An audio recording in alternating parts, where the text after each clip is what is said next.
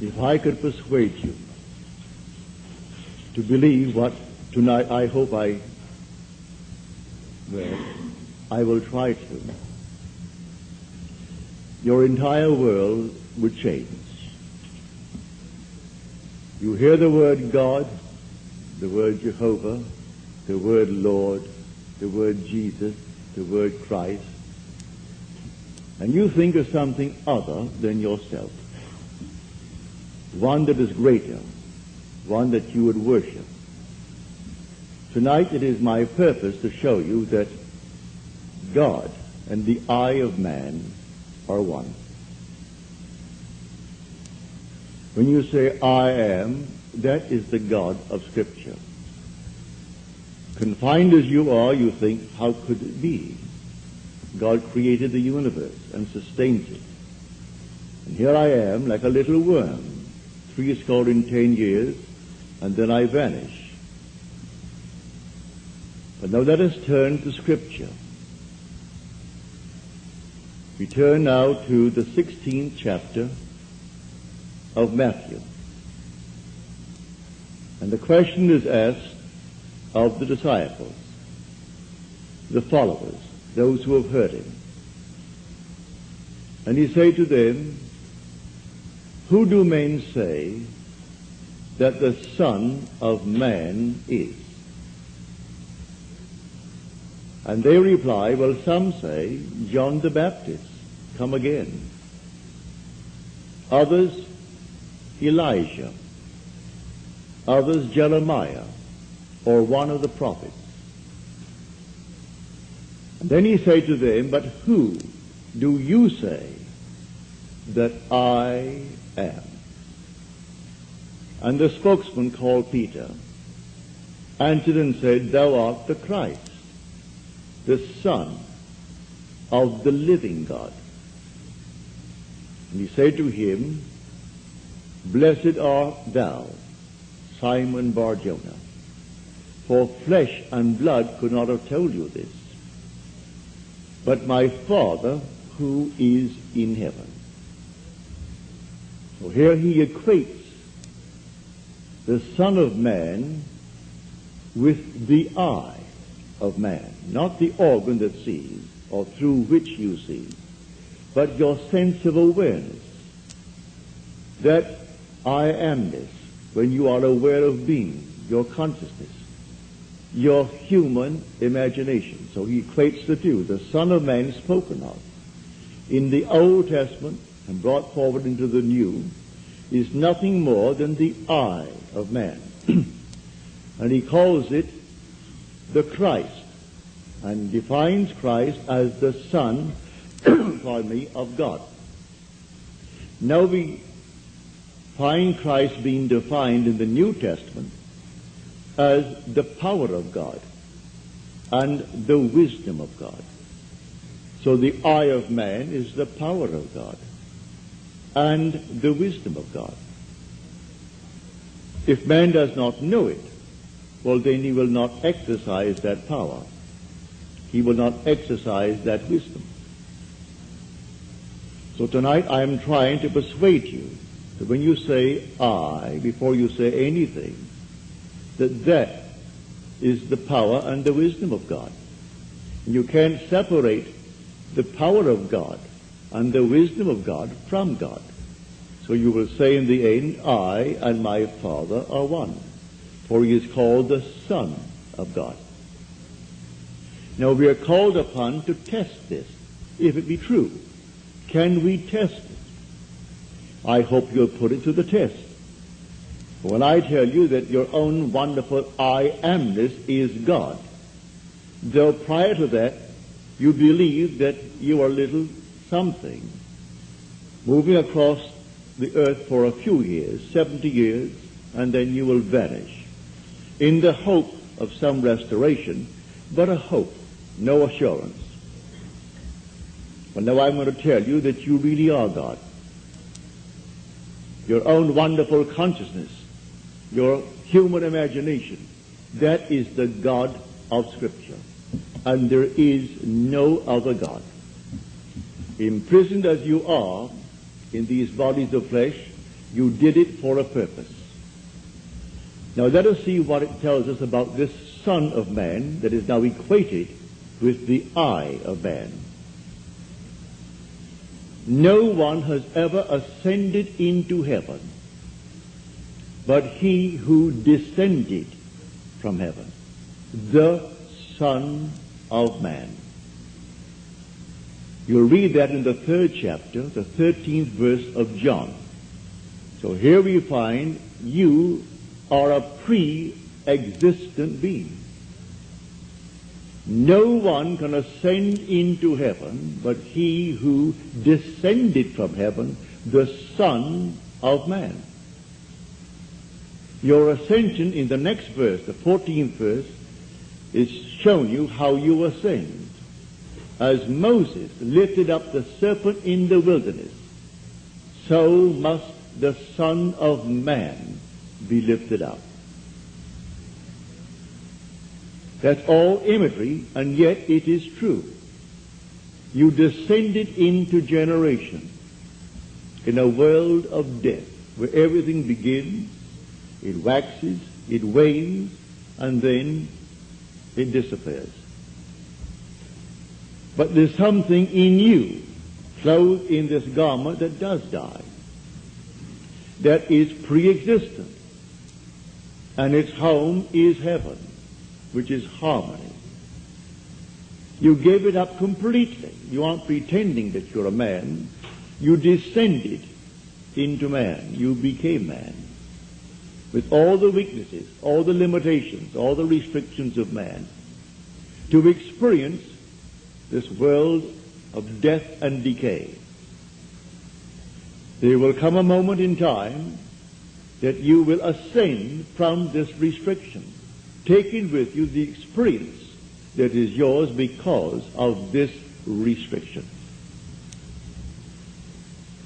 And you will ascend in the same manner that Moses lifted up the serpent in the wilderness. That was an adumbration. That was a foreshadowing. You will rise from the base of your spine, up your spine into your own skull, for heaven is within you. And you will rise like a fiery serpent, without any loss of identity. The form you wear, I hesitate to describe it. I will tell you that your face is human, your hands are human, your voice is human, but do not ask me to describe the body that you wear. It's infinite power, infinite wisdom, and yet it is a form. You are that fiery being that descended, not because of anything that was wrong when you descended. The fall is not because of any mistake on our part. It's a predetermined plan to come down into the world of death and decay and overcome it. If coming down, wearing these garments, we knew who we were, pretending that we were men, we could not accomplish it. Any more than an actor on the stage, pretending that he is Hamlet, can actually play that part. He has to actually assume it, but even then it is still with a little something in his mind. He knows he is the great actor who tonight will go home to his lovely home, and he'll take off the garment and hang it up once more, and tomorrow he'll replay the play. You don't do that in this play of God. You don't take off the garment. You wear it for your 70, and if by strength, your 80, or maybe even longer, or shorter. But the eye of man is the God of Scripture. Put it to the test. Let me now, first of all, before we go into the testing of it, make clear what I said on the last lecture night, Friday night, prompted by a question that was asked here. For I had said in the previous lecture that there are ranks in heaven as they are on earth, for this is only a copy. Everything here is a shadow. It's a copy of the eternal realities. And in the 12th chapter of 1 Corinthians, Paul describes the 10, or the 8 ranks. He does it many times, but he never changes the first two. The first is always the apostles. The second, the prophets. The third, the teachers, and then he goes on. Miracle workers, healers, helpers, administrators, and the speakers in tongues. But he never changes the first and second, the apostle and the prophet. You might think, because I told you I am sent, and the word sent means an apostle, that I am appropriating unto myself a certain first rank. But now, to put your heart at peace, I'm going to quote the 11th chapter of Romans. As of old, for there are always a remnant of old, and the remnant simply means the elect of God. You're not elected because you're born by accident into some ethnic group. Has nothing to do with that. A descendant of Abraham after the flesh is not necessarily the elect of God. You are chosen from any race, any nation, any religion. Well, how the choice is made, no one knows. It remains the Father's secret. But Paul qualifies it in this manner. There is a remnant to this day, called by grace. And if by grace, then it is not on the basis of works. Otherwise, grace would no longer be grace. Therefore, no one who is called and sent can brag. If he brags, he is not the sent. Because it's all by grace. He didn't earn it. It's not by merit. It is simply a secret known only to the Father. So when we are called, incorporated into the body of infinite love, who is God, and then sent, let no one who is sent raise a finger to brag, to boast, for it is all by grace. Read it in the 11th chapter, the 5th and 6th verses of Paul's letter to the Romans. So now I have stated that. So do not think for one moment when I tell you I have been called and sent that in any way I am trying to act superior. For there is no intrinsic superiority to those who are called. Now, he uses an analogy, which I do not think adequate, but you can read it in the book itself. He uses the analogy of the human form, that not all are heads, eyes, nose, teeth, and so on. But that is a weak analogy. Nevertheless, he uses that to show you the different parts in one body. But now to come back to make this a very practical night. Believe me that when you say I, before you say I am John, I am Bill, I am this, I am that, I am the other, you are declaring yourself to be. And that sense of being is God. That's God. Now what are you going to put on it? All things are possible to God. All things. You could say now, as you're seated here, after first affirming that I am, you could then assume that I am, and you name exactly what you want to be. If you believe what I tell you about your own I amness, and remain faithful to what you have assumed, that assumption will harden into fact. When you pray in the true sense of the word, you do not pray to any external God. That was my command when I was sent down with the blue bloods. Has nothing to do with the social structure of the world.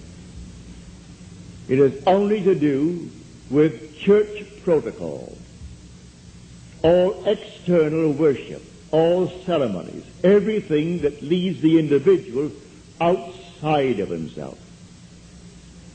To put a little cross on the wall, or the Morgan David, and then bow before it and see it as something external, is not what Scripture teaches.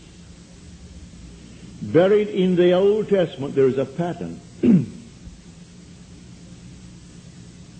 So he said, taking the 12, we're going up to Jerusalem.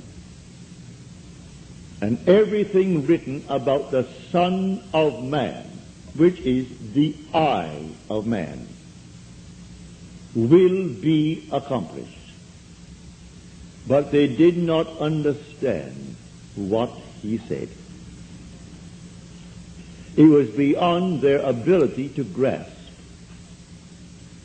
He is going up, and only the one who has experienced Scripture, which means he has actually resurrected the pattern, playing the part that is the central part of Scripture. He resurrects the pattern, all within himself. He plays all the parts. He is the one who is born from above. He is the one who comes out of the grave, unassisted. He is the one whose 3 witnesses bear witness to his birth from above. He is the one they cannot see because he is now spirit, yet more real than all the flesh in the world. He is the one who actually sees his son, David, and David calls him father, and he knows he is David's father. And David knows that he is his son. He is the one whose temple, the body, is split in 2 from top to bottom. It is he now who ascends like a fiery serpent from the base of the spine up into the skull.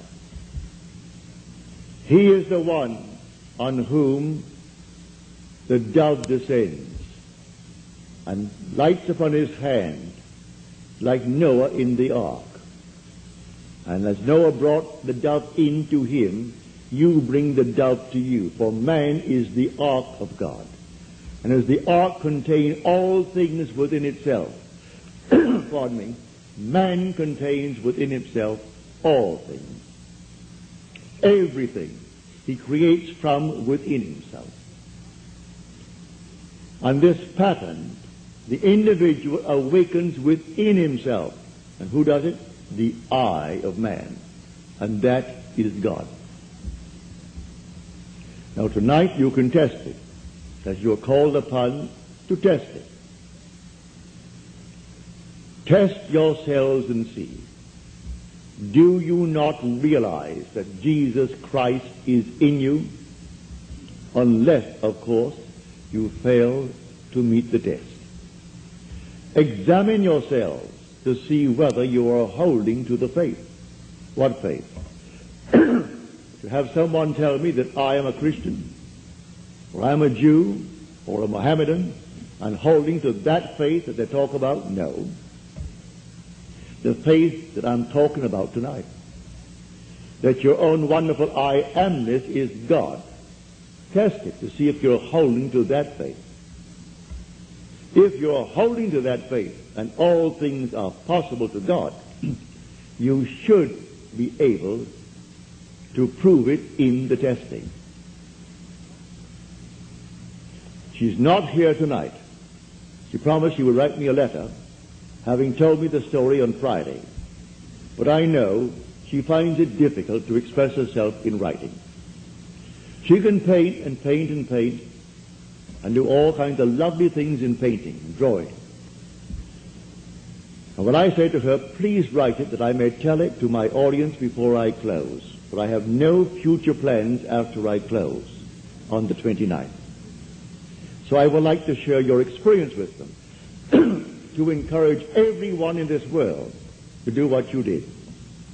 Well, the letter didn't come. I can see her struggling over one page and rubbing out a line because she didn't spell the word correctly, and going over the next one. But she can take a piece of canvas and a piece of paper and do miracles with it. But because she's restricted in writing a letter, she didn't send the letter. But the essence is this. She is now a divorced girl with a little boy, handsome little fellow. Well, when you're living alone and you need money and you have a child to support and you have a home, all the things, and the money isn't coming in, then you're up against it. So she said, I blew my top, as you're told in the Psalms to do. Pardon me. She said, then I applied this principle, and I assumed that I had exactly what I need plus and plus. And then I got a call from First National City Bank of New York City. Now that is the second largest bank in our country. Bank of America comes first, they are second, and Chase Manhattan is third. Given me an order. She has no agent. This is an unsolicited statement. An order for $5,000, which she can execute and deliver within a month. Well, the First National City Bank of New York is not going to be hard-pressed to pay her immediately $5,000. If she called them and told them to pay it in advance, they would willingly pay it in advance. And she said, I can execute that order in 1 month. But I want the details. I had hoped she would send me as she promised last Friday, but knowing her restriction concerning the use of words. She can use the brush and use the pen and use the pencil, but she's limited in the use of words. Eventually, she will send it, but I had hoped to have it by tonight. So I could give you exactly what she did. But this is what I do. Having convinced myself through experience, I have come to the conclusion that because I am aware that I am, that is God. For if by him all things are made, and without him is not anything made that is made, and I start from scratch, only imagining a state, and then I boldly assume that it is real, that I am actually experiencing that state now. And then in the not distant future, that state crystallizes in my world. Well, then I have found God. I have found the source of the phenomena of life. My only concern then is to share it with others and tell them, for they're all one. We are one. No one is greater than the other, not fundamentally. In his claims of what he is in the world of Caesar, he has more money, or he has so-and-so and so-and-so, but basically the same creative power in the man tonight behind bars serving life is the same creative power of the one who sentenced him to life. Is the same being. There is only one God.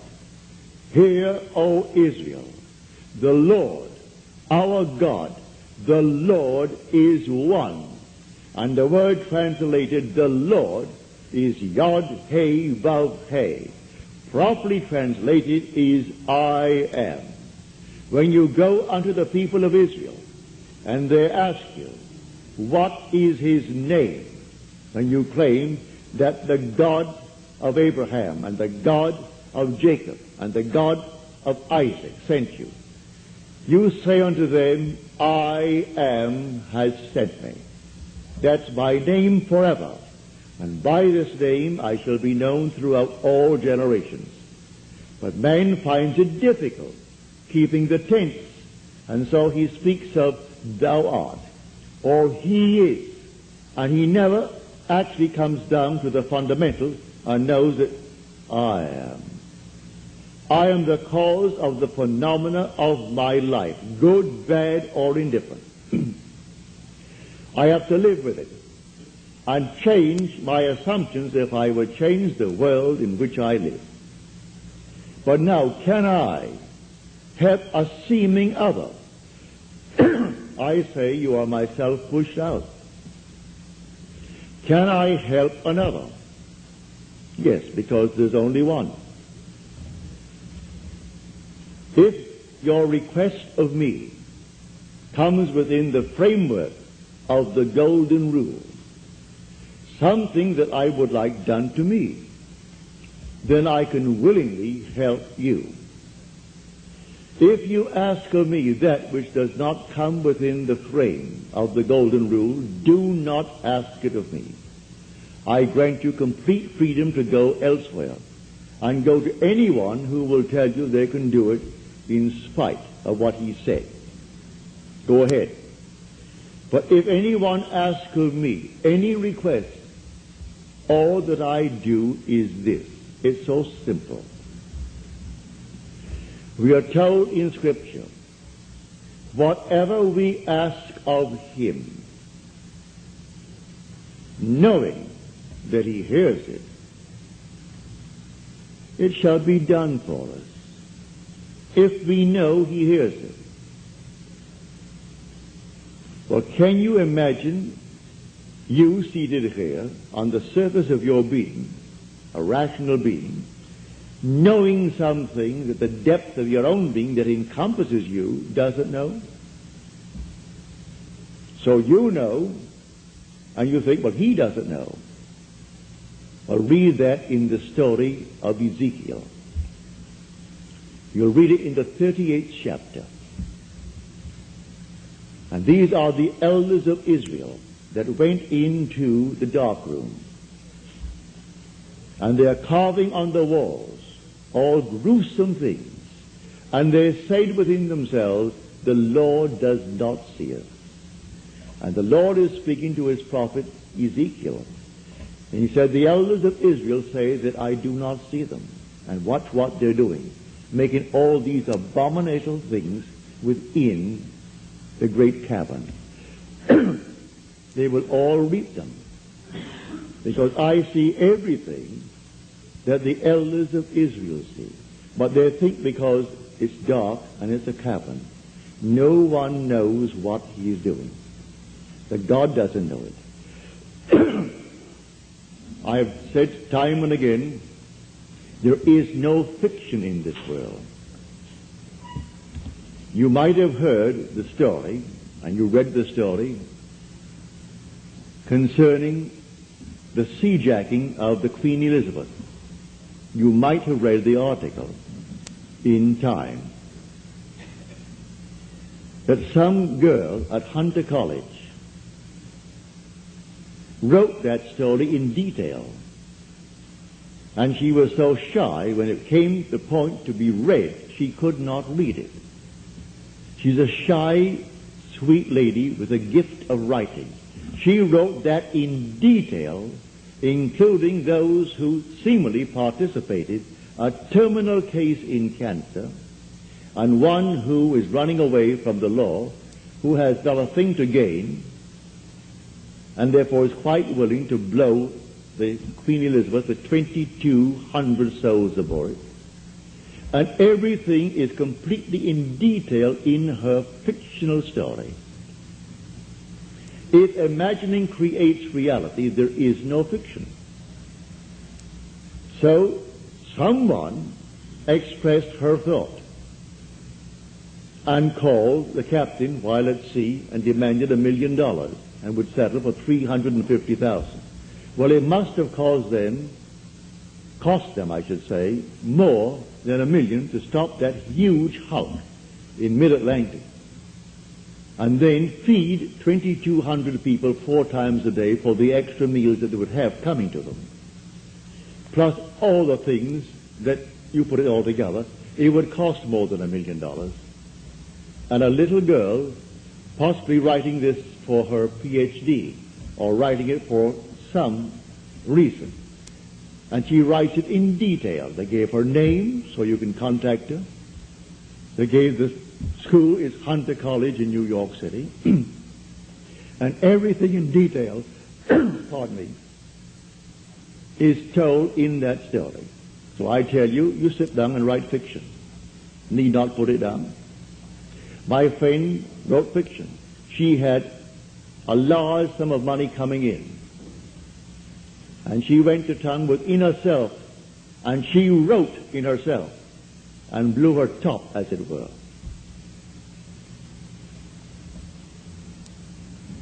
Thank you, Harry. Thank you. Didn't drink enough tonight.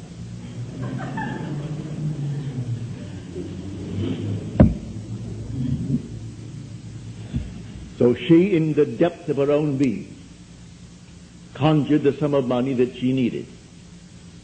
Beyond, always go beyond. So we are told in the psalm, be angry, but sin not. Commune with your own heart upon your bed, and be silent. Yes, blow your top, but do not let the sun go down upon your anger. Be silent as you commune with self. You don't commune with another, for the self of man is God. So be angry, but sin not. Commune with your own heart upon your bed. Not communing with another, and then you actually know exactly what you want.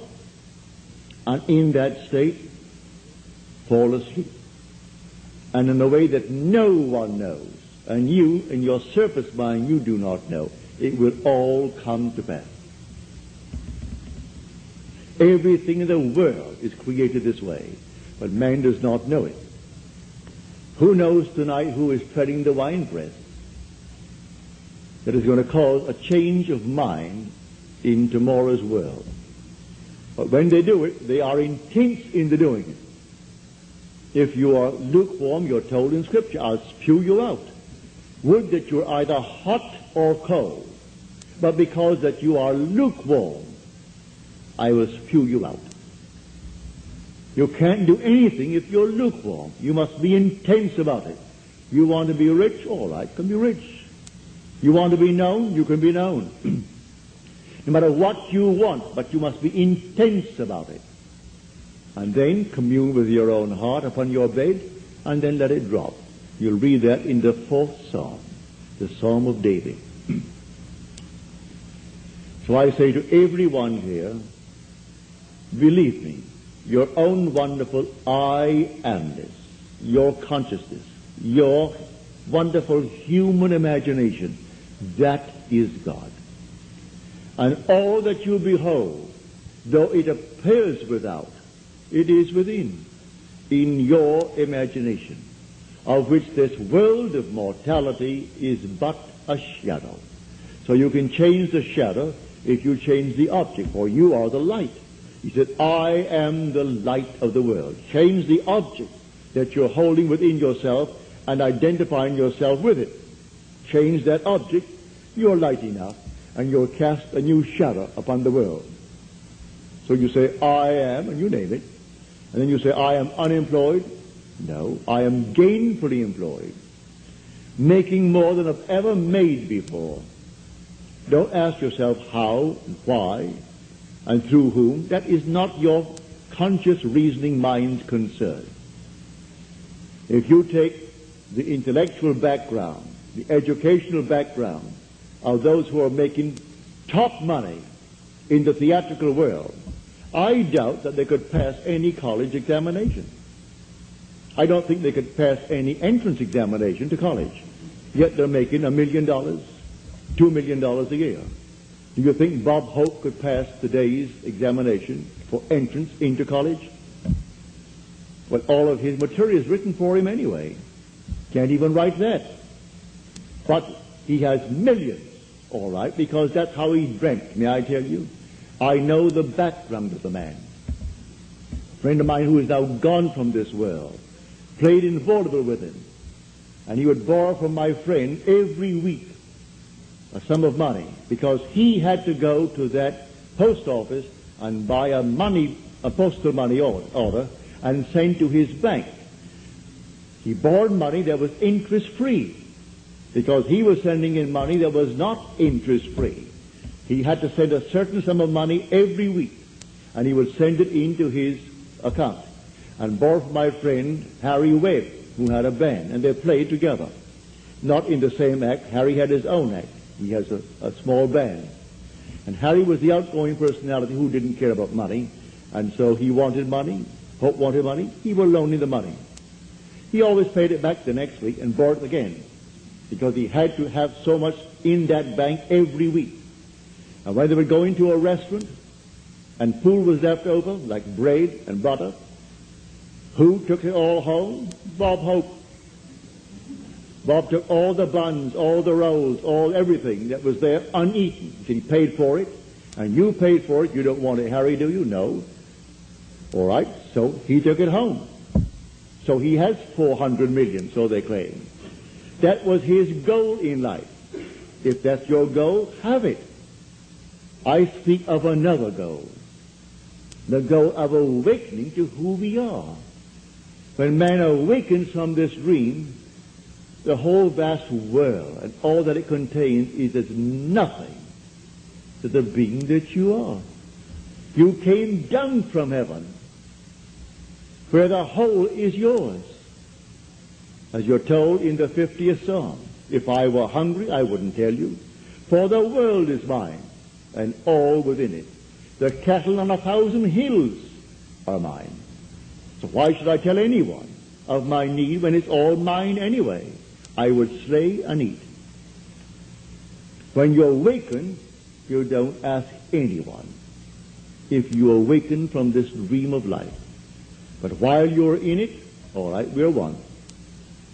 This little hand of mine, if it begins to itch here now, it's easier for me to take this hand that is not attached to this and scratch it than to try to bend this thing out of shape to scratch the back of it. I could rub it here, but why not? This is easier. And take a part of my own being to ease the itch. Because we're all one pushed out. So you can do it. Ask anyone that you trust. May I tell you, he isn't, if he knows how to pray, he isn't going to burst any blood vessel. He isn't going to get down on his knees and pray to any external God if he knows how to pray. He isn't going to beg of anyone in this world.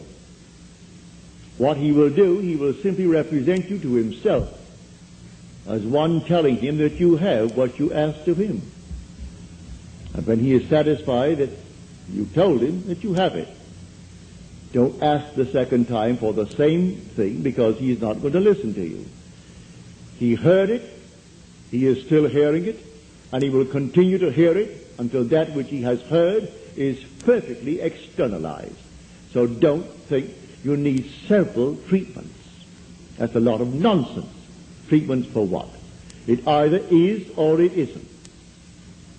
So when they start getting you on the hook and say, no, I think you'll need more treatments, you'll need more treatments, she or he or the crowd, they do not know what they are doing. When you pray, go within and close the door of the senses. Deny all that seems so obvious, and your Father who is within will reward you openly. But commune with self, for you and the Father are one. So you commune with self. And what does he tell you? Exactly what was asked of you. He heard it, and he has all the ways and means that you on the surface of your being know not of. He will do it. You can ask anything of one if it comes within the framework of his code of ethics. Don't ask anyone who knows how to pray something that does not come within his golden rule. Do unto others as you would have them do unto you. Just as simple as that. And most of the requests would come within that rule. And so you simply hear it. And then you drop it completely. And in the depths of your own being, you're still hearing it. And the Father knows all means, all ways. And so he singles out the best way to externalize it. Here in New York City, many years ago, this lady, a lady of considerable means, she left her home in New York City and went off to Paris with her 2 children, leaving her home and her maid. Before she returned, the maid took all of her furniture and took it away. When she returned, the apartment was there. Rent was paid every month. But there was no furniture, not a thing in it. She employed a private agency, told the police department, told all the authorities in New York City, and plus her private agency. At the end of a few months, they did not turn up one thing concerning that stolen property. She came to see me. I said, all right, you're seated there and I'm seated here in my apartment, aren't we? Now, you are not seated in my apartment. You are seated right now. Close your eyes. You're seated in your own apartment. And you had a grand piano? She said, no, I had a piano, but it wasn't a concert grand. It was grand, but not a concert grand. And on it I had my pictures of my 2 children. And I had pictures of the wall. She told me what they were. And the furniture, I said, all right, refurnish that place as you left it. You have a memory. She did. Now, when I stopped talking, it's because you have refurnished that place to me. Now you're going to go in, and you aren't going to see your apartment from my apartment. You're in your apartment. And you can feel your chair, and get off your chair and feel the piano, and see the children, the pictures of the children, and that's what you're going to do. She agreed she would do it. And then we simply broke the spell. What did it take? 2 minutes? 3 minutes? That week, she went to her bank on Madison Avenue. As she was coming out of the bank, she had a past history of a little mental state where she was put away for a while because she needed psychiatric treatment. And the bars on this window reminded her of her past history and therefore addled her for a while. So she came onto Madison Avenue and turned south instead of turning north, where she should have. When she discovered her mistake, she was at the end of the block. When she got there and discovered her mistake, she looked down, and 2 very familiar ankles were standing right before her. She came up to the face. That's her maid. And the maid spotted it and started to scream. She went over to the maid and grabbed her before the light changed and hailed the oncoming taxi and said, you're taking me right now. And the maid, who could have killed her, she was so big and strong, was so reduced to impotency because of the discovery. And the maid took her to the place where she had stored that furniture. She said, I'm not bringing action against you. I want my furniture. And she got it back into her own apartment within the week. A seeming mistake was the way the Father laid her. All I ask is to go to the end. If I go to the end and give thanks to the end and for the end, it's done. Now let the one in the depths of my own being devise the best means to take me to that end. The end is where I start. The end is my beginning. And that is a story that I know from personal experience.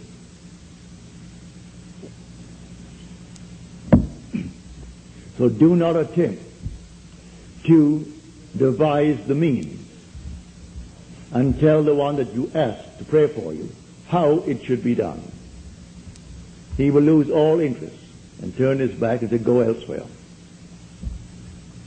You don't go into a doctor's office and tell him what he should do. If you go to him because you trust him, well then you either got to trust him and continue, or you're going to leave him. Well, if you go to someone that you really believe who knows how to pray, don't tell him how to do it and what means should be employed in order to do it. He is going to go to the end if he knows how to pray. The end is where we begin. In my end is my beginning. And we're always ahead of our evidence. So I go to the end. I see the whole thing done, and then drop it, and let it happen in my world. So to come back, the I within you now, and you say I, no matter how little you have thought yourself so far, may I tell you, you are the infinite God. And when the story of Jesus Christ repeats itself within you, you will know it's all I. No one called Jesus is going to appear. He is not going to push any stone away from you when you come out of that tomb. And then you'll know the words of John.